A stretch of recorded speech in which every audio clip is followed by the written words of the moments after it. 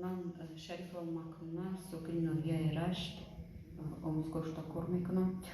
اویدی فیلم حجتی خیانت که طی هفته اخیر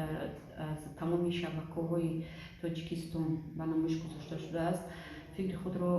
بیان کردنی هستم که البته ما توسط این فیلم حجتی توانستیم یعنی باری دیگر به تمام مردم تاجیکستان نشان دهیم که حزب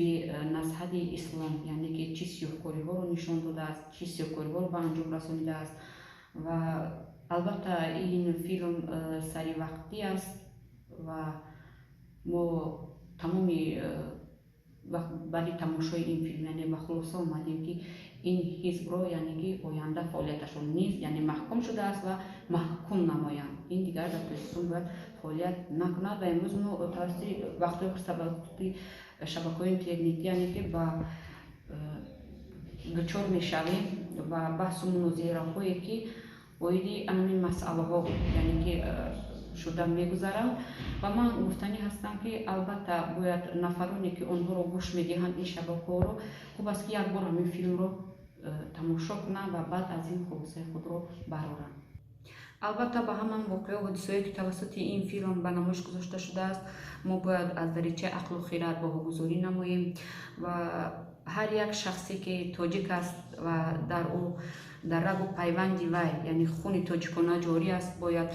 احساس کند که چقدر نفرانی یعنی که ما بزرگان ما دانشمندان از بین رفتند، یعنی سر زدن همه نزاع‌ها از طرف یعنی که این مخالفین به وقوع آمد و چگونه حکومت تاجیکستان برای برگرداندن برای اصلاح نمودن این کمبودی ها، برای متحد نمودن مردم تاجیک و وحدت آوردن ملت تاجیک چگونه یعنی که جانبازی ها نمودن. و من گفتنی هستم که خوبتر است که مردم تاجیک رو یعنی که بار دیگر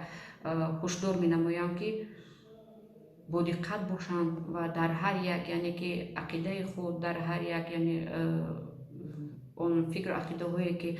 امروز توسط شبکه‌های اینترنتی می‌بینند فکر و عقیده خود رو یعنی که خوبتر جمع کنند، عاقلانه رفتار نمایند و با خواجه‌های زرخریدی که امروز بسیار